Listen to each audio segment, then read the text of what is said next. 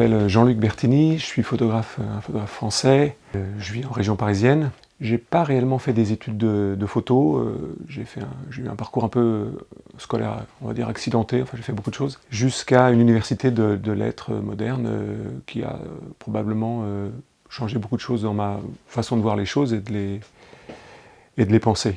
Je travaille principalement pour la presse depuis une vingtaine d'années. J'essaie de mener en fait en parallèle de ce travail de commande des projets au long cours. Comme celui-ci par exemple, American Solitude, qui m'a pris 10 ans et j'en ai d'autres en chantier. Le mode opératoire était assez simple. En gros, j'avais une carte américaine chez moi, je regardais le territoire et je regardais un peu les zones que je n'avais pas encore traversées, on va dire, explorées. Je prenais un billet d'avion, je choisissais un peu un moment dans l'année, essayais de varier les saisons. Donc je louais une voiture et j'arrivais dans une ville et je montais dans la voiture et je me promenais pendant un mois. Et là, sans aucun plan précis, si ce n'est que je voyais grosso modo le territoire que je voulais aborder. Et les grandes villes me servaient un peu à circonscrire tout ça, en fait. Je l'ai construit avec mon éditrice Géraldine Lay.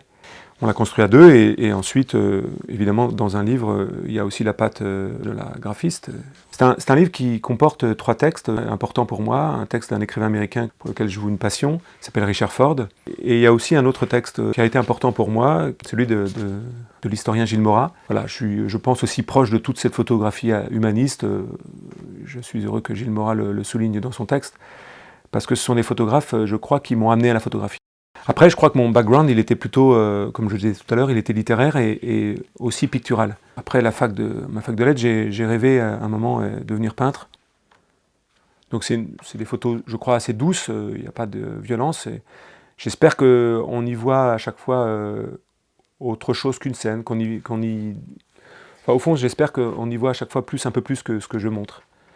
J'ai travaillé de la même façon à chaque fois, travaillé au Mamiya, au moyen format, bon, ça parle qu'aux photographes sans doute, mais ça avait un sens pour moi de travailler avec le même boîtier et avec le même type de film aussi. C'est ce qui donne peut-être une cohérence, je pense, au livre, j'espère en tout cas. Alors c'est vrai que les solitudes en fait sont évidentes en fait. C'est une Amérique périphérique. Je ne voulais pas montrer l'Amérique de Trump, si tant est que c'est l'Amérique de Trump. J'espère que non, mais c'est possible. Voilà, il y a des jeunes gars qui descendent le Missouri, qui vont se retrouver au Mississippi. Mais j'espère à chaque fois que l'image, comme je le disais tout à l'heure, libère un truc plus large. On pourrait ne pas mettre de légende, que ça serait mieux. J'avais aucun plan. J'avais envie d'être libre, très libre en fait. Et je sentais que j'ai toujours eu ces besoins-là. Je suis heureux que Actes Sud ait fait ce livre et je remercie notamment Géraldine Lay avec qui j'ai fait cet editing et ce livre.